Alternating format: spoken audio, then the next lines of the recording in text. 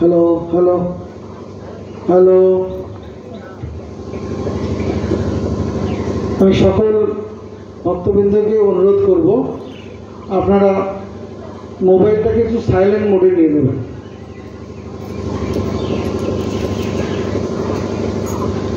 ওম জননীং শারদাং দেবীং রামকৃষ্ণং জগদ্গুরুং পাদপদ্মে তয়োঃ শ্রুত্বা প্রণমামি মুহুর্মুহুঃ। জানা থাকলে আমার সঙ্গে করুন। যথাগ্নে দাহিকা শক্তি রামকৃষ্ণ স্থিতা হিয়া সর্ববিদ্যা স্বরূপাং তং শারদাং প্রণমাম্যহম।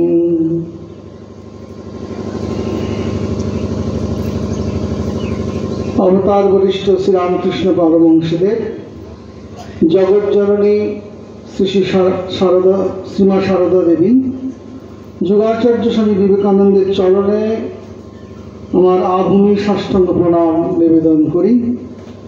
আভূমি সাষ্টাঙ্গ প্রণাম নিবেদন করি মঞ্চ ভূমিষ্ঠ শ্রীমৎ স্বামী অচ্যুতানন্দজি মহারাজকে আন্তরিক শ্রদ্ধা নিবেদন করি এবং আমার শ্রদ্ধা এবং নমস্কার নিবেদন করি আমার ভাতৃপ্রতিম স্বামী দিব্যবিমানন্দজি মহারাজকে।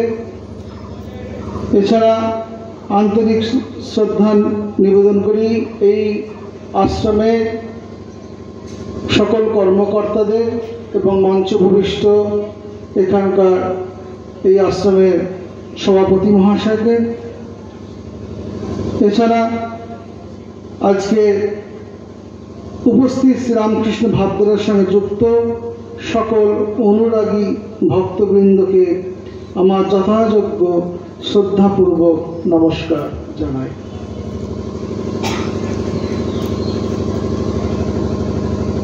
স্বামী গম্ভীরানন্দজি শ্রীমা সারদা দেবী গ্রন্থে লিখেছেন 1326 সালের ঘটনা। মা তখন জয়রামবাড়িতে আছেন। যেহেতু মায়ের নতুন বাড়ি তৈরি হয়ে গেছে, ভক্তদের থাকার জায়গা কিছু বেশি হয়েছে, তাই কিছু ভক্ত জয়রামবাড়িতে গেছেন মায়ের তিথি পুজোতে মাকে নিয়ে আনন্দ করার জন্য। সেদিন সকাল থেকে মাকে নিয়ে সকলে আনন্দ করবে ভেবেই প্রচুর ফুল সংগ্রহ করে রেখেছেন। মাও পূজাদি শেষ করে তাদের সকলের পুষ্পাঞ্জলি গ্রহণ করেছেন। দুপুরে ভোগ নিবেদন হবে, তার প্রস্তুতি চলছে, ভোগ রান্না হচ্ছে, অন্যান্যরা ভজন কীর্তন নিয়ে ব্যস্ত আছেন। মায়ের একজন সেবক ছিলেন, নাম ছিল গোপেশ মহারাজ, যার সন্ন্যাসী, যার নাম হচ্ছে স্বামী সরদেশানন্দজি। তিনি শ্রী মায়ের সঙ্গে দেখা করার জন্য মায়ের ঘরে গিয়ে দেখেন যে মা সেখানে নেই। বাড়ির ভিতরে গিয়ে দেখলেন এবং একটা অদ্ভুত দৃশ্য দেখলেন। কি দেখলেন না, যাকে নিয়ে এত বড় আনন্দ উৎসব, সেই মা তখন চলেছেন ধীরে ধীরে কয়েকটি মাছ কেটে পুকুরে ধুয়ে নিয়ে এসে রান্না করা ঝোলটি সেজ মামি, অর্থাৎ মায়ের যে সেজ ভাই, তার স্ত্রী তখন অন্তঃসত্ত্বা ছিল, তার জন্য বিশেষ পথ্যের প্রয়োজন। এই উৎসবের দিনে তার কথাটা কারোর মনে নেই, কিন্তু মা সেটি ভুলেননি।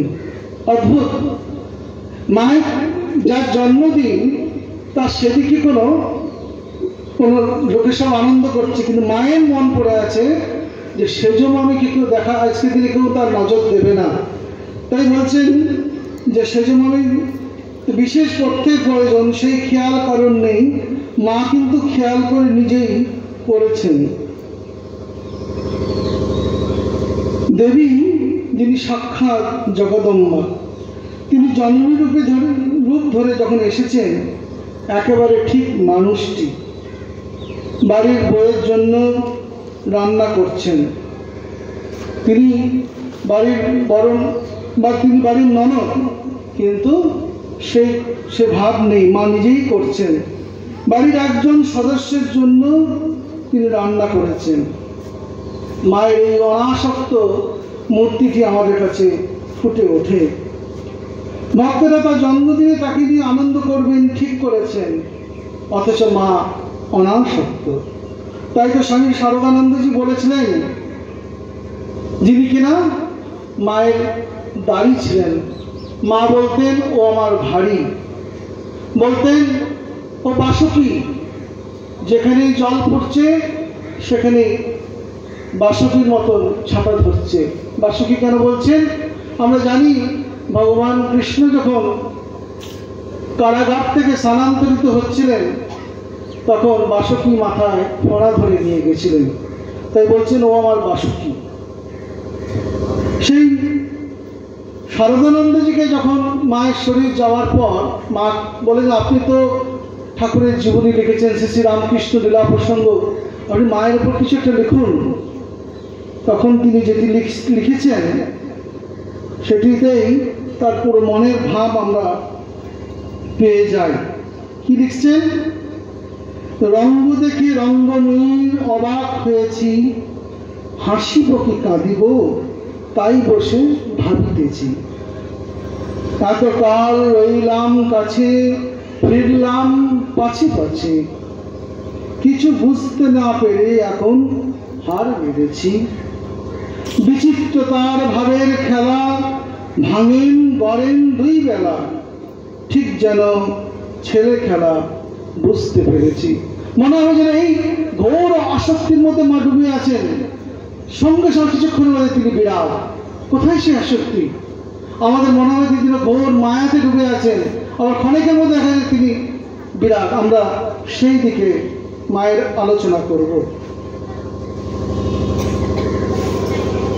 মায়ের সংসার আমাদের চেয়ে অনেক বড় সংসার ছিল।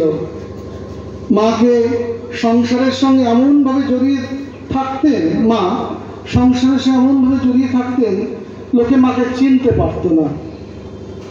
একদিকে ভক্ত, কিন্তু নির্বোধের মতো প্রশ্ন করতেন। সেই স্ত্রীটি খুব ভক্ত মহিলা, কিন্তু একদিন মাকে প্রশ্ন করছেন, মা আপনি দেখছি মায়ায় ঘোর বদ্ধ।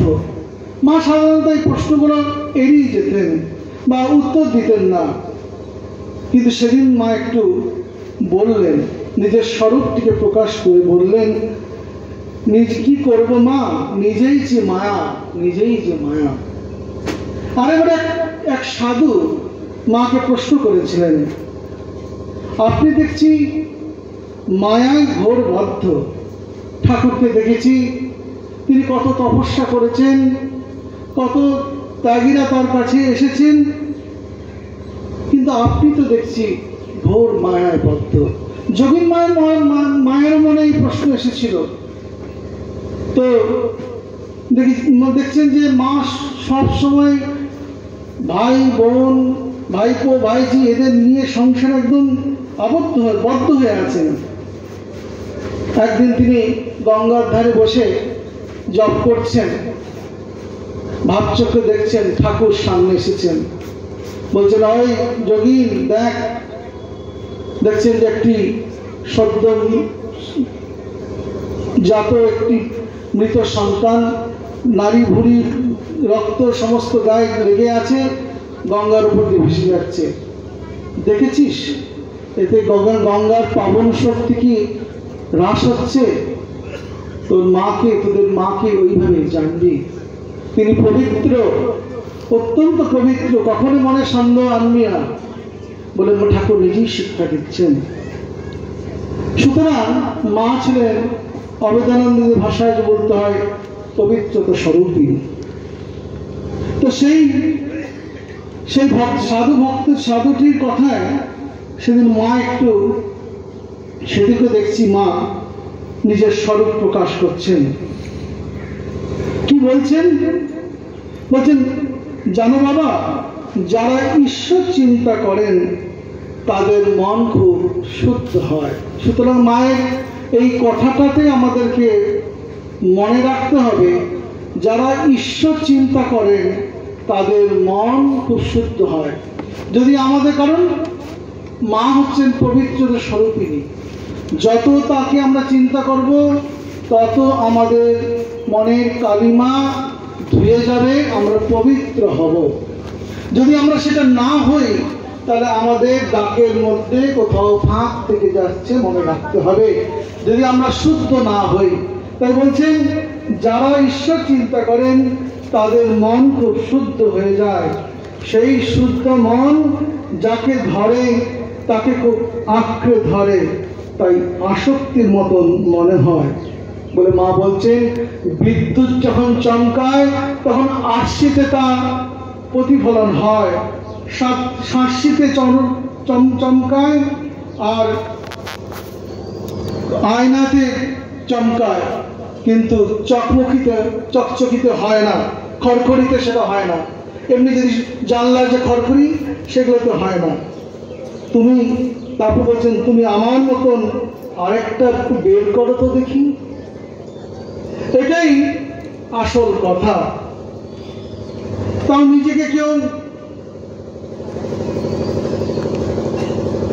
নিজেকে তিনি খুব অল্পভাবেই প্রকাশ করেছেন।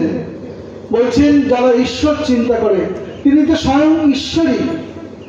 তার ঈশ্বর চিন্তাটা আর সাধিকাদের মতন নয়, তিনি স্বয়ং সাধ্য বস্তু। মায়ের অনাসক্ত ভাবটি বলতে গিয়ে একজন সাধু সারদানন্দজিকে বলেছিলেন যে, মার মহিমা, মার শক্তি কতটুকু আমাদের কি সাধ্য বুঝি। এমন আসক্তি দেখেছি, এমন আসক্তিও দেখিনি, এমন বিরাগও দেখিনি। এদিকে রাধু করে অস্থির হচ্ছেন, আবার যখন তার সমস্ত কর্ম শেষ হচ্ছে, রাধুর থেকে তিনি মন সরিয়ে নিচ্ছেন, বলছেন, ওকে সরিয়ে দাও। সারদানন্দ বলছেন, মা তুমি কি থাকতে পারবে? মা বলবে, বেশ পারবো, মন তুলে নিয়েছি। এই রাধুকে, রাধু হচ্ছে তারই ভাই অভয়ের মেয়ে, সুরবালার মেয়ে, যাকে আমরা জানি ছোটবেলা থেকে অনেক কষ্ট পেয়েছেন, মাথাটা খারাপ হয়ে গেছিল, যাকে আমরা পাগলি মামি বলে জানি, তার মেয়ে।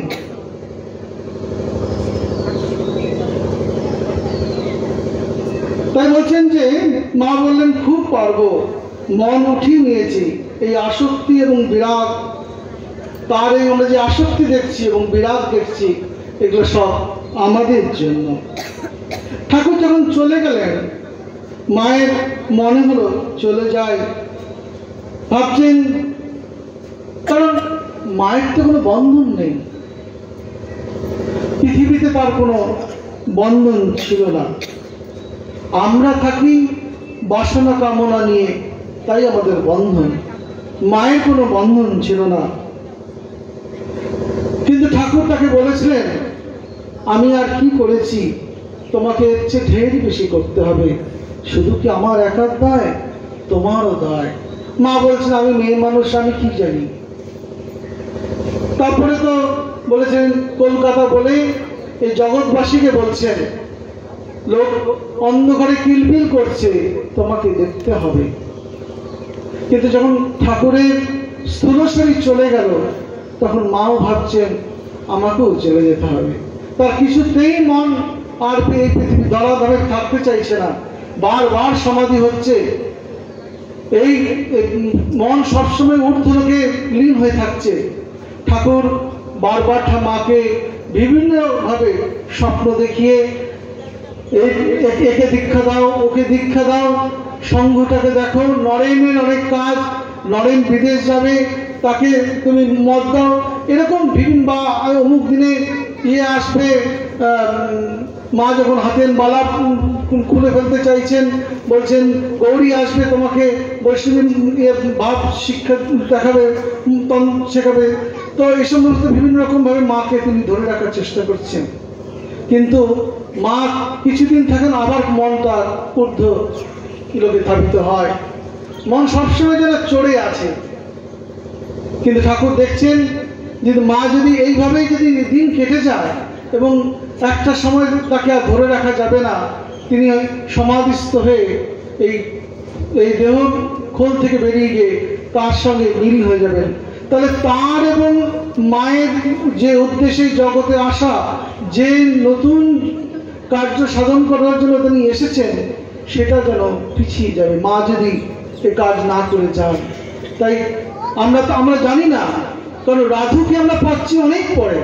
1900 সালে মা রাধু আসছে, ঠাকুরের শরীর যাচ্ছে 1886, এই 86 থেকে 1900 প্রায় 14 বছর, অনেকটা কাল ঠাকুর মাকে বারবার পৃথিবীতে ধরে রাখার জন্য বিভিন্নভাবে চেষ্টা করছেন। ঠাকুরের একটা বিশাল টাসেলের মধ্যে গেছেন যে কিভাবে মাকে ধরে রাখে। মা যদি চলে যায় তাহলে এই যে ভাব, তার যে অসমাপ্ত কর্ম, সেটা চুপ হয়ে যাবে, সেটা আর সমাপন হবে না। তাই ঠাকুর চেষ্টা করে যাচ্ছেন। তাই তিনি একবার ভাবলেন এবারে যে না, এবারে পাকাপাকি একটি ব্যবস্থা করতে হবে। তাই 1900 সালে যখন কিছু পরে ওই রাধু জন্মগ্রহণ করলো, পাগলি মামি তখন তো একদিন মা দেখছেন যে পাগলি মামি কাঁথা কম্বল নিয়ে এগিয়ে যাচ্ছে, পেছনে পেছনে রাধু কাঁদতে কাঁদতে হামা দিয়ে টানতে টানতে যাচ্ছে। তখন মায়ের মনে হলো আরে এর জন্য একে তো আমাকেই দেখতে হবে বলে যেই রাধুকে কোলে তুলে নিয়েছেন, ওম ঠাকুর সামনে এসে বলছেন, হ্যাঁ এই হচ্ছে তোমার যোগমায়া, একে আশ্রয় করে তুমি থাকো, একে নিয়ে আমার যে অসমাপ্ত কার্য সেটা তোমাকে সাধন করতে হবে। নাহলে যে নতুন যুগের জগতের মাঝে আনবেন বলে ভেবেছেন, সেটা ভেঙে চুরমার হয়ে যেত। তাই ঠাকুর এইভাবে মাকে আমাদের কাছে তুলে ধরলেন। জগৎ এতে কি হলো? জগৎ বাঁচলো, আমরাও বাঁচলাম। আমরা জানি রিলে রেস দেখেছি। রিলে রেসে কি হয় না, যে 400 মিটার রিলে রেস হয়, যে প্রথম ছোটে তার হাতে একটা ব্যাটন থাকে, সে 100 মিটার ছোটার পর সেই ব্যাটনটা আরেকজনকে, নেক্সট ম্যানকে তার দিয়ে দেয়, সে তারপর থার্ড জনকে দেয়।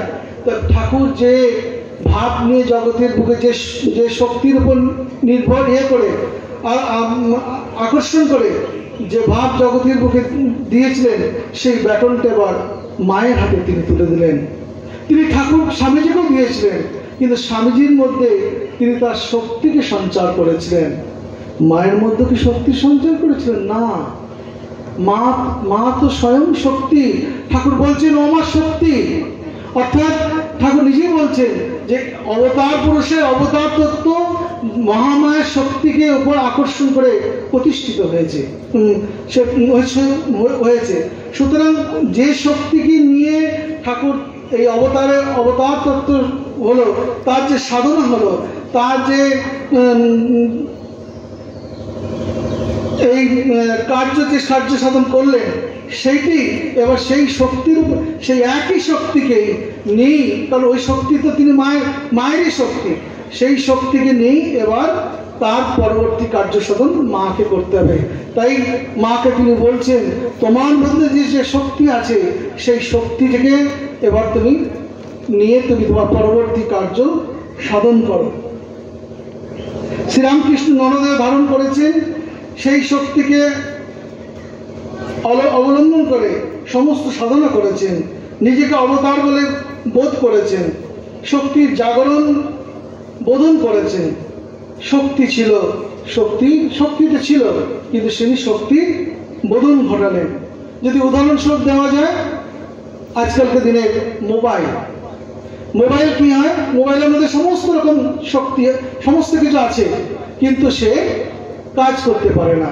তখন তাকে কি করতে হয়, তার দুরকম চার্জ করতে হয়, একটি ব্যাটারি চার্জ একটা সিম কার্ডকে চার্জ করতে, যাকে বলা হয় অ্যাক্টিভেট করা হলো।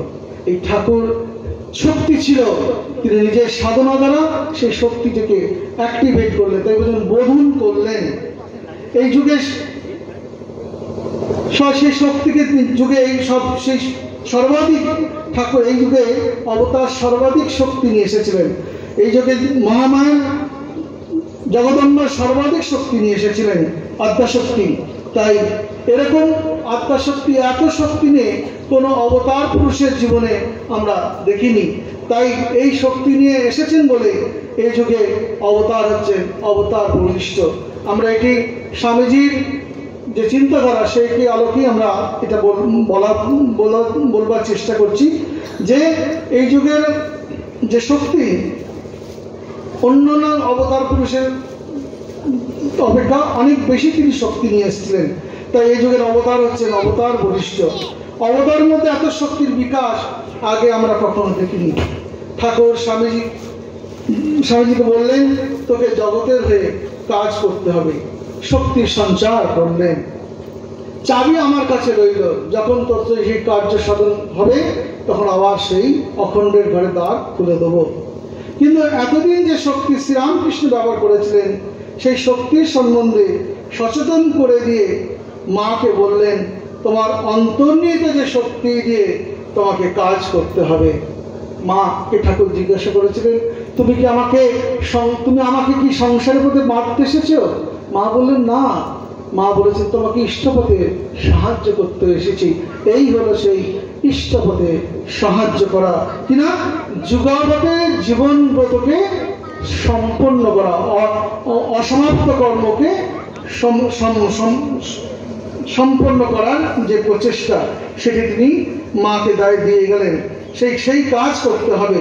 তাই বলছেন যে ইষ্টপথে সাহায্য করতে এসেছ, সেই কাজ করতে হবে।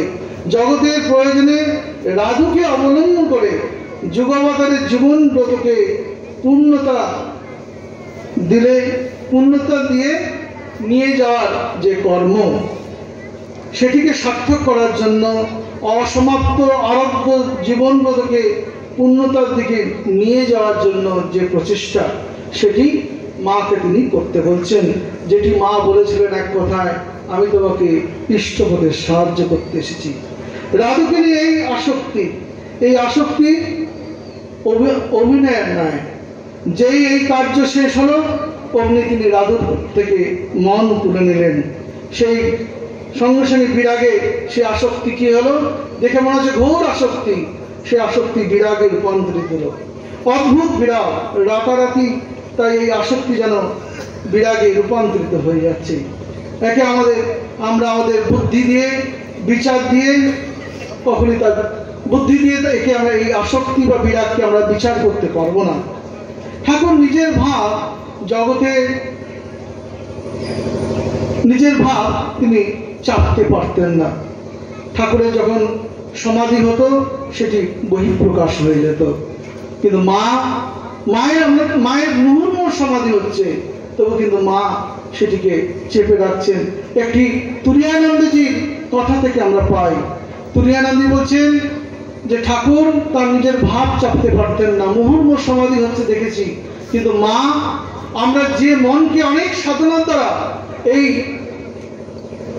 কণ্ঠে, যাকে বলে বিশুদ্ধ চক্র, এখানে নিয়ে আসি, মা সেই নিজের মনকে সমাধিস্থ আজ্ঞাচক্র থেকে এই রাধুর উপর নির্ভর করে তিনি এই কণ্ঠে ধারণ করছেন। মা নিচে নামিয়ে রাখছেন কিনা ঠাকুরের অসমাপ্ত কর্ম করার জন্য রাধুকে কেন্দ্র করে তার মনকে সমাধিস্থ এখানটা আজ্ঞাচক্র, এখানে এটা হচ্ছে বিশুদ্ধ চক্র, এই দুটো জায়গা থেকে নামিয়ে কণ্ঠে নিয়ে আসছেন কিনা তার ঠাকুরের সমাপ্ত কর্মকে কর্ম করার জন্য। তাই বলছেন যে মা ছিলেন, মাকে তিনি তুরিয়ানন্দজি সবসময় আমাদের কাছে যোগী পুরুষ বলে আমরা তাকে জানি। তিনি সবসময় যোগের দৃষ্টিতে এই ব্যাখ্যা করছেন যে মা সবসময় নিজের মনকে এইভাবে নামিয়ে রাখছেন। মাকে বিভিন্নজন বিভিন্নভাবে দেখতে পেয়েছেন। বিরজানন্দী দেখছেন মা হচ্ছেন জন্ম জন্মান্তরে চিরকালের আপনার মা। নিজের গর্ভধারী মায়ের থেকেও মাকে যেন আরো বেশি গভীরভাবে পাচ্ছেন। তাই আর বিশ্বনানন্দজির তার মা ছিল না, তিনি মাকে অল্প বয়সে হারিয়েছেন। তাই তিনি মাকে বলছেন, মা হলেন গণ্ডি ভাঙার মা। মা নিজে কি বলছেন? আমি সতের মা, অসতের মা, সতীর মা, অসতীর মা। আমি কথার কথা মা নই, গুরুপত্নী নই, সত্যিকারের মা। পাতানো মা নই, সত্য জননী, জগতের জননী। সেই মা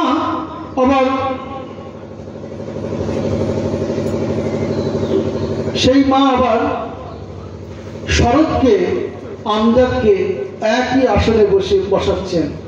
বলছেন যে শরৎও আমার ছেলে, আমজাদও আমার ছেলে। শরৎকে না, সে হচ্ছে ঠাকুরের একই সন্তান, তাকে মায়ের ভারী। মা আবার সে মায়ের সেবা করতে পেয়ে তিনি নিজে এতটাই অনাসক্তভাবে থাকতেন যে মা আমাকে এই সুযোগটা দিয়েছে বলেই আমি পেয়েছি, এতে আমার কোনো কৃতিত্ব নেই, কোনো অহংকার নেই, কোনো রকম অহংকার নেই। এরই আমরা যে মা শরৎ মহারাজ কিরকম ছিলেন তার কিছুটা রিফ্লেক্ট আমরা দেখেছি ভূতেশ্বরানন্দ, পরম পূজনীয় ভূতেশ্বরানন্দ মহারাজকে। একদম যেন সেরকম একদম বালক বলে যেরকম হয় সেই মানুষটি সেরকম ছিলেন। তো শরৎ মহারাজকে একজন জিজ্ঞাসা করছেন, খুব ঘটা করে প্রণাম করছেন। মহারাজ বলছেন, কি ব্যাপার আজ এত ঘটা করে প্রণাম করছেন? বলে, বাবা আপনাকে ঘটা করে প্রণাম, আপনি মায়ের দাড়ি, আপনি মাকে দেখাশোনা করছেন, আপনাকে করবো না? মা বলছে, দেখো, শরৎ মহারাজ বলছেন, দেখো উনি হচ্ছেন অঘটন ঘটন পটয়েশী।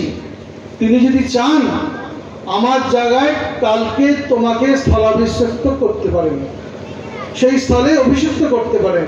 তিনি আমাকে কৃপা করেছেন বলে আমি তার সেবা করতে পারছি। এই মা যেমন নিরাসক্ত, মা মহারাজও তেমনি। মা যে কিরম অনাসক্ত ছিলেন, একবার এই শরৎ মহারাজ তাদের বাড়ির ভাইদের জমি জমা নিয়ে বেশ লেখালেখি হচ্ছে, তো উনি উকিল দলিলপত্র করার জন্য সমস্ত ব্যবস্থা করে নিয়ে গেছেন। এর মধ্যে একটুখানি সময় একটু ফাঁক ফোকর পেয়েছেন, দলিলটা ছিল একজন ভাই কেড়ে নিয়েছে, সেই নিয়ে টানাটানি হয়েই চলছে। শরৎ মহারাজ এসে বকাবকি করে সেটা আবার নিয়ে নিলেন। কিন্তু তিনি দেখছেন এত কিছু হচ্ছে, মা কিন্তু পদ্ম পাতার জলের মতন কোনো রকম মাকে বিচিত্র হতে দেখছেন না। তো এইটি হচ্ছেন যে মায়ের অনাসক্ত রূপ। তো আমার সময় হয়ে গেছে, তো সেই জন্য আজকে যে আমরা আজকে এই পবিত্র দিনে মায়ের কাছ থেকে আমাদের শিখতে হবে। মা বলছেন, ভগবানকে যে যদি আসেন তোমার সামনে, তুমি তাহলে কি প্রার্থনা করবে? বলবে যে আমাকে নির্বাসনা দাও। আমাদের যত কষ্টের কারণ হচ্ছে কিনা বাসনা থেকেই আমাদের যত দুঃখের কারণ।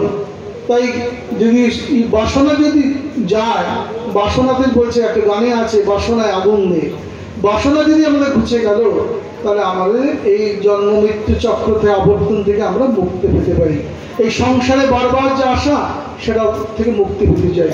তাই মার কাছে প্রার্থনা, মা তুমি সর্বকর্ম করতে সকলে দেখে মনে হতো তুমি কত আসক্তিতে ডুবে আছো, কিন্তু আমরা যেন সেভাবেই তোমার নির্দেশ মতো সকল কর্ম করতে পারি, কিন্তু তা যেন আমাদেরকে যেন স্পর্শ করতে না পায়।